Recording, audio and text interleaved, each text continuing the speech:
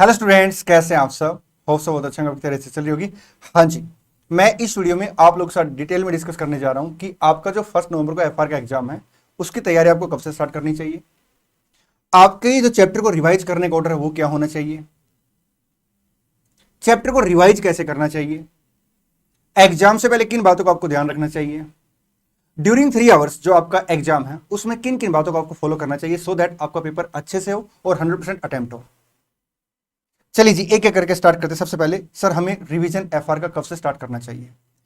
मेरे प्यारे प्यारे बच्चों, एक दो जनरल बातें डिस्कस करते हैं, उसके बाद आपके साथ डिस्कस करेंगे कि आपको एफआर का रिवीजन कब से स्टार्ट करना चाहिए। देखिए, एफआर का जो आपका पेपर है, एफआर का जो आपका एग्जाम है वो सबसे ज्यादा स्कोरेबल सब्जेक्ट है। इसमें आप आराम से 80 मार्क्स लेके आ सकते हैं और इसमें भी कोई दो राय नहीं है कि जो एफआर का सिलेबस है वो बहुत डिटेल में है। समुद्र अपने आप में ना, लेकिन एक बेनिफिट आपके पास पता क्या है एफआर के एग्जाम के अंदर, वो ये है कि in comparison to other exam आपके पास एफआर में अच्छा खासा टाइम होता है। क्योंकि बाकी पेपरों में जनरली 1 डे की आपको लीव मिलती है, लेकिन यहां पे अच्छा खासा टाइम होता है, तो आप एफआर का पूरा सिलेबस अच्छे से रिवाइज कर सकते हैं। और मैं एक बात बोलूं, अगर आपके पुराने कुछ गैप रह गए थे, पुराने कुछ पाप रह गए थे, आई मीन टू से अगर आपने कोई प्लान किया था और उसको आप एग्जीक्यूट नहीं कर पाए थे, तो आपके पास एक अच्छा मौका और है एफआर के अंदर कि आप अच्छे से अभी भी अपने सिलेबस को रिवाइज कर सकते हैं। सबसे पहले सर हमें रिवीजन कब से स्टार्ट करना चाहिए। देखिए मेरे प्यारे प्यारे बच्चों, अगर मैं बात करूं, चाहे आपके पास एक्सपीरियंस होगा इंटर का पहले पेपर का, या अगर आपने ग्रुप वाइज इंटर के एग्जाम दिए थे तो आपको दोनों ग्रुप का एक एक्सपीरियंस भी है कि जब भी आप ना पहले पेपर का रिवीजन स्टार्ट करते हैं तो स्टार्टिंग में आपकी स्पीड बड़ी स्लो होती है। तो हमें रिवीजन उस चैप्टर से स्टार्ट करना चाहिए जो टाइम टेकिंग चैप्टर है और एग्जाम के लिए इंपॉर्टेंट भी है। एक बात और, अगर हम रिवीजन ना ज्यादा जल्दी करेंगे, आई मीन टू से अगर हम रिवीजन पहले स्टार्ट कर देंगे तो उससे एक नुकसान ये हो जाता है कि स्टार्टिंग में जो हम लोगों ने टॉपिक रिवाइज किए ना उसको हमें दोबारा रिवाइज करना पड़ता है, या तो एग्जाम वाले दिन या एग्जाम से पहले वाले दिन। इसलिए मैंने जो प्लान किया सब इन सब बातों को ध्यान में रखते हुए, एग्जाम की इंपॉर्टेंस को ध्यान में रखते हुए प्लान किया है कि सबसे पहले मेरे हिसाब से आपको जो टॉपिक स्टार्ट करना चाहिए वो इंडेस 115 से स्टार्ट करना चाहिए, क्योंकि ये टाइम टेकिंग टॉपिक है और ये एग्जाम के लिए मोस्ट मोस्ट इंपॉर्टेंट है। हालांकि सारे ही चैप्टर इंपॉर्टेंट है, लेकिन अगर मैं इस अकेले चैप्टर की बात करूं तो 10 to 20 मार्क्स तक का पेपर यहां से आता है। और आपको जो रिवीजन स्टार्ट करना चाहिए वो 26 अक्टूबर से स्टार्ट करना चाहिए और सिर्फ 5 से 6 घंटे के लिए। मेरे हिसाब से दोस्त ये अप्रोप्रिएट टाइम है। आपके हिसाब से अगर आपको कुछ लगता है तो आप प्लस माइनस में कर सकते हैं, ठीक है। 27 अक्टूबर को आपको क्या करना चाहिए साहब, उसके बाद इंडिया 16, 38, 116, 42, 23, 36, 41 एंड 105, ऑलमोस्ट सारे सारे असेट वाले इंडेस आपके यहाँ पे कवर हो जाएंगे। एक दो इसमें लाइबिलिटी वाला भी कंसेप्ट आता है, ठीक है। 28 अक्टूबर को फाइनेंशियल इंस्ट्रूमेंट, एक बहुत बड़ा चैप्टर है, आपको स्टार्टिंग में मॉर्निंग में इसे स्टार्ट करना चाहिए। शेयर बेस्ड पेमेंट एंड इंडेस 33, आपको ये टॉपिक 28 अक्टूबर को करने चाहिए। एक बार मैं आपके साथ ये ऑर्डर डिस्कस कर लेता हूँ, फिर आपके साथ डिस्कस करूंगा कि आपको रिवीजन कैसे करना, चैप्टर को रिवाइज कैसे करना, ठीक। 29 अक्टूबर को सर आपको सीएफएस एंड बिजनेस कॉम्बिनेशन का रिवीजन करना चाहिए। 30 अक्टूबर को दोस्त आपको इंडेस 12, 19, 20, 21, 24, 37, 101 एंड 108 रिवाइज करने चाहिए। इसके बाद 31 अक्टूबर को अगर आप देखेंगे तो फर्स्ट हाफ के लिए ही मैंने आपको शेड्यूल दिया। सर हमारे एग्जाम तो 1 नवंबर को, आई नो, तो सर फिर जो इसके बाद का टाइम बचेगा उसमें हमें क्या करना चाहिए, डिस्कस करेंगे दोस्त उसको भी। देखिए, इंडेस 1, इंडेस 7, 8, 10, 34, 113, schedule 3, framework, CSR and IR, ये सारे सारे टॉपिक आपको एज मच एज पॉसिबल जितनी जल्दी कर सकते हैं साहब आप, ये 31 अक्टूबर को आपको कंप्लीट कर लेना चाहिए। इसके बाद का जो टाइम बचता है उसमें क्या करना चाहिए उसके बारे में डिस्कस करेंगे। अब एक दो बातें प्लीज यहां पे ध्यान दें, सीएसआर, आईआर और फ्रेमवर्क, ये 3 टॉपिक इस एग्जाम के लिए मोस्ट इंपॉर्टेंट है। कोई बड़ी बात नहीं सर, यहां से आपको 2 क्वेश्चन भी देखने को मिल सकते हैं, नहीं तो एक क्वेश्चन यहां पे पक्का पक्का है। सर इंपॉर्टेंट चैप्टर की कोई लिस्ट होगी, मेरे प्यारे प्यारे बच्चों इंपॉर्टेंट चैप्टर की कोई लिस्ट नहीं है, क्योंकि आप ना ये देखेंगे कि हर अटेम्प्ट में कोई ना कोई सर टॉपिक ऐसा होता है जो पहले नहीं आया होता, हर बार सर कहीं ना कहीं पैटर्न चेंज हो जाता है, इसलिए आपको सारा का सारा सिलेबस करके जाना चाहिए। और एफआर में कोई समस्या नहीं टाइम की ना आपको। अगर मोस्ट इंपोर्टेंट की बात करें साहब तो आपका इंडेस 115, आपका फाइनेंशियल इंस्ट्रूमेंट, बिजनेस कॉम्बिनेशन और कंसोलिडेशन, ठीक है। और ये 3 टॉपिक सर, अगर इन 3 टॉपिक की बात करें तो यहां पे अगर आप देखेंगे तो टाइम भी कम लगेगा और यहां से एक क्वेश्चन तो एटलीस्ट 5 मार्क्स का पक्का पक्का है, हो सकता है इस बार 2 क्वेश्चन देखने को मिल जाए। सर इसके बाद ये जो टाइम बचेगा इसमें हमें क्या करना चाहिए मेरे प्यारे प्यारे बच्चों, इससे पहले मैं आपके साथ डिस्कस करूंगा कि आपको चैप्टर को रिवाइज कैसे करना चाहिए। देखिए,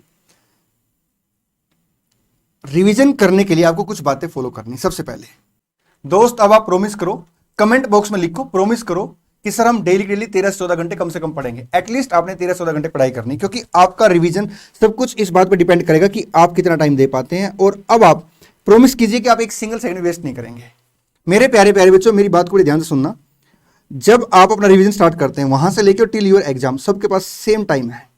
अब आप इस टाइम को कैसे यूटिलाइज करते हैं टोटली आपके ऊपर डिपेंड करता है। और मैं बता दूं, जितना अच्छे से आप इस टाइम को यूटिलाइज करेंगे ना, उतना ही दोस्त आपके रिजल्ट में उस चीज का इंपैक्ट देखने को आपको मिलेगा। सेकंड, आपको दोस्त वगैरह से डिस्कस नहीं करना है कि आपका सिलेबस कितना हो गया, दोस्त का सिलेबस कितना हो गया है। उससे दोस्त पता क्या, सिर्फ टाइम वेस्ट ही होगा। क्योंकि मान लो आपने फाइनेंशियल इंस्ट्रूमेंट का चैप्टर का रिवीजन स्टार्ट कर रखा है उस टाइम पे, और आपके दोस्त ने मान लो कंसोलिडेशन का रिवीजन कर रखा है। अब उसके मन में सिर्फ कंसोलिडेशन के कंसेप्ट चल रहे हैं और वो आपसे कुछ पूछ लेता है, आपको कुछ बताता है कि देखिए इस टॉपिक को मैंने ऐसे ऐसे किया, तो उससे आप नेगेटिव हो सकते हैं, यार ये तो मेरे को आता ही नहीं। जबकि आपका उस टाइम पे किसका रिवीजन चल रहा है, फाइनेंशियल इंस्ट्रूमेंट का। इसलिए दोस्त, आपने किसी के साथ डिस्कस नहीं करना। बस एक बात बता देता हूं, अगर आप किसी के साथ डिस्कस करते हो तो आपका टाइम वेस्ट होता है। आपने अपने टाइम को फुल टू फुल यूटिलाइज करना है। नेगेटिव लोगों से बिल्कुल दूर रहना है।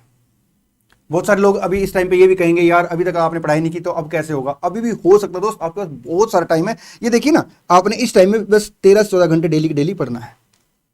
चलिए सर, हमें चैप्टर को रिवाइज कैसे करना चाहिए, इसके लिए ना मैंने 3 अलग अलग अप्रोच बना रखी। एक अप्रोच होती है ऑडिट अप्रोच। ऑडिट अप्रोच पता क्या कहती है? ऑडिट अप्रोच ये कहती है कि एक साइड आपने क्या किया, क्वेश्चन रख लिया, और एक साइड आपने आंसर रख लिया। क्वेश्चन पढ़ा, आंसर पे टिक किया, क्वेश्चन पढ़ा, आंसर पे टिक किया।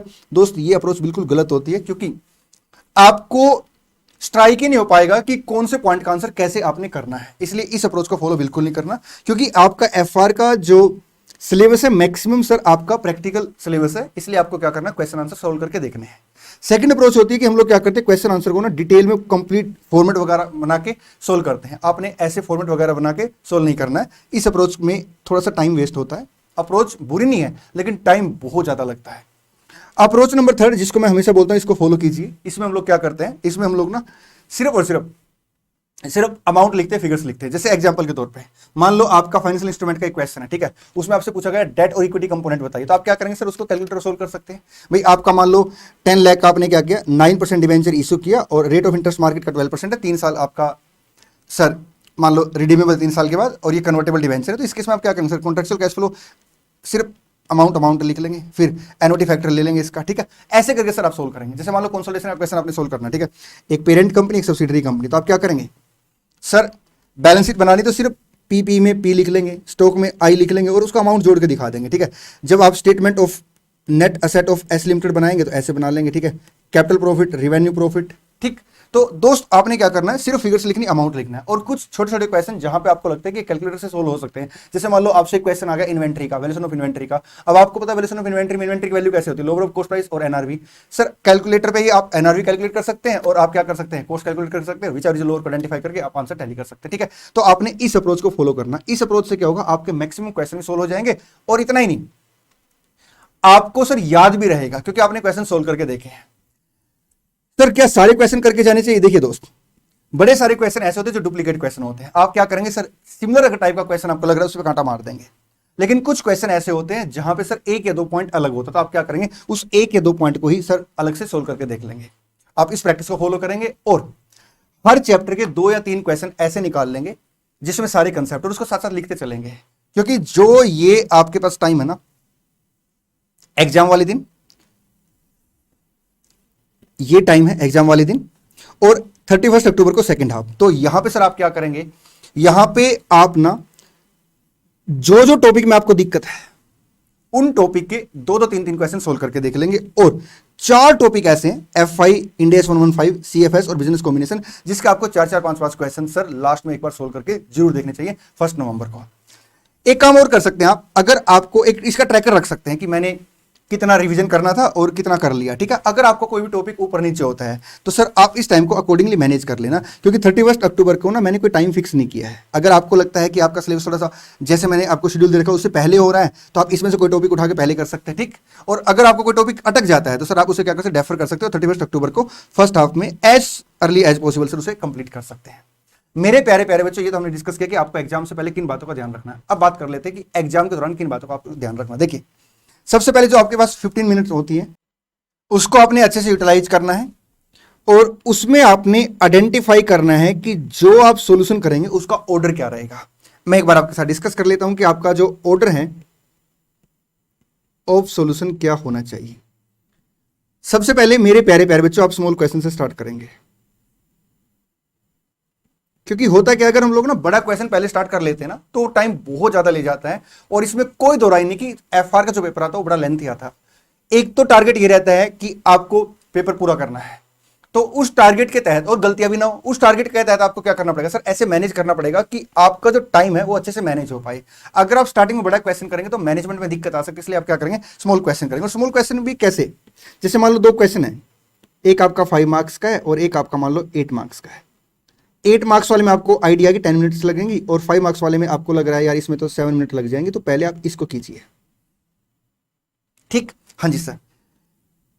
अगर कोई क्वेश्चन आपको नहीं आता है, ठीक है, तो उसे आप क्या करेंगे, आइडेंटिफाई कर लेंगे कि इस क्वेश्चन को मैंने लास्ट में करना है। मेरे प्यारे प्यारे बच्चों, एक बात और हो सकती है, क्या सर, कि जो बड़े क्वेश्चन है आपको सबसे लास्ट में करने, लेकिन कुछ बड़े क्वेश्चन में ऐसा भी हो सकता है कि 1 या 2 पॉइंट में आपको दिक्कत हो, तो आपको क्या करना चाहिए। देखिए, मान लेते साहब कंसोलिडेशन का एक क्वेश्चन आ गया, बिजनेस कॉम्बिनेशन का एक क्वेश्चन आ गया और आपको 1 पॉइंट में दिक्कत है। इनिशियली क्या कीजिए साहब, उसको आप इग्नोर करके चलिए और उसके बाद सर जब आप उस क्वेश्चन को सोल्व करने स्टार्ट कर देंगे, ठीक है, एक लेवल तक पहुंच जाएंगे, तब आप उस लाइन को पढ़ना, आपको लाइन भी समझ में आ जाएगी। इस बात की बिल्कुल 100% श्योरिटी है। सर ऐसा भी हो सकता है कि कोई क्वेश्चन आपको नहीं आता, कोई बात नहीं। पता है, जो क्वेश्चन नहीं आता ना, उसका मतलब कभी ये नहीं होगा कि आपको बिल्कुल ही नहीं आता। नहीं आता का मतलब है उसके अंदर 2 या 3 पॉइंट ऐसे जो आपको दुखी करे और 1-2 पॉइंट आपको आते हैं। तो आप ऐसा कर सकते हैं, जो आपको 1 या 2 पॉइंट आते हैं पहले उसको सोल्व करना स्टार्ट कर दीजिए, देखिए ऑटोमेटिक आपको इनका सोल्यूशन मिल जाएगा। सर ऐसा भी हो सकता है कि कोई क्वेश्चन हमें पहले नहीं आता हो, बिल्कुल ही नहीं कर रखा हो, बेटा लेस पॉसिबिलिटी, 0% पॉसिबिलिटी है। अगर फिर भी कुछ ऐसा आ जाए तो आपने पता क्या करना है, अपने बेसिक कंसेप्ट से, उस टॉपिक के, उस चैप्टर के जो आपको बेसिक कंसेप्ट आते हैं उसके हिसाब से आपने उसे सोल्व करना स्टार्ट करना। ठीक, आप देखना सर ऑटोमेटिक 90% तक वो क्वेश्चन ठीक सोल्व होगा और हो सकता है 100% भी ठीक सोल्व हो जाए।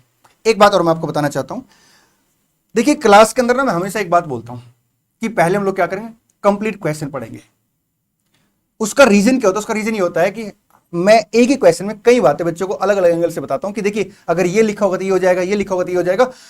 लेकिन एग्जाम के अंदर सर आपको उतना ही आंसर देके आना जितना आपसे रिक्वायरमेंट में मांगा गया है। इसलिए मेरे प्यारे प्यारे बच्चों, सबसे पहले आपको पता क्या करना, हर क्वेश्चन की रिक्वायरमेंट पहले पढ़िए, क्योंकि जब आप रिक्वायरमेंट पढ़ के ना क्वेश्चन को पढ़ेंगे ना, तो आप क्या करेंगे, उसी एंगल से सोचेंगे जिस एंगल से सर क्वेश्चन में आपसे मांग रखा है सोल्यूशन ना।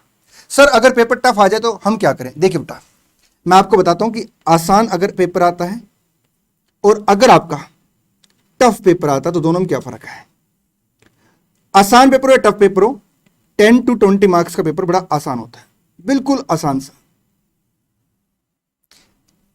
सर 70 मार्क्स, इसे 60 कर सकते हैं, 60 to 70 मार्क्स का पेपर ऐसा होता है जो एवरेज होता है, ये इजी होता है।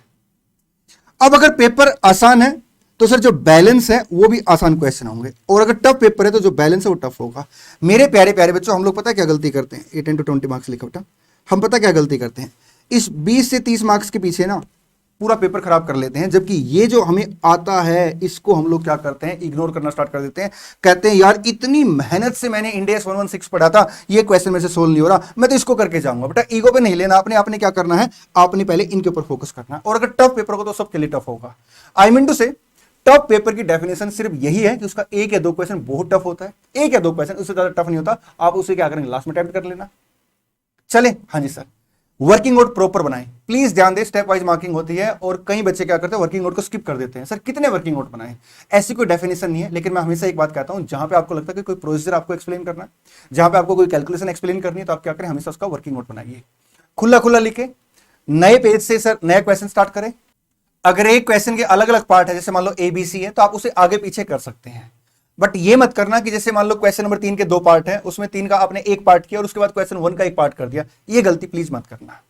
मेरे प्यारे प्यारे बच्चों, मैं आपको बता देता हूं, फिर से इस बात को रिपीट कर देता हूं कि आपके पास बहुत टाइम है, बस इस टाइम को आपने यूटिलाइज करना है, एक सिंगल सेकंड भी आपने वेस्ट नहीं करनी है और एग्जाम को फोड़ के आना है। और आप आराम से फोड़ दोगे, मेरे को पूरा भरोसा आप लोगों पे। बस आपने क्या करना, सब जो बातें मैंने आपको यहां बताई है उनको फॉलो करना, टाइम को बिल्कुल भी वेस्ट नहीं करना। चलिए मेरे प्यारे प्यारे बच्चों, इस वीडियो में इतना ही, मिलते हैं किसी नेक्स्ट वीडियो में। Thank you so much, all the best, God bless you. और हाँ, इस बार एग्जाम पार।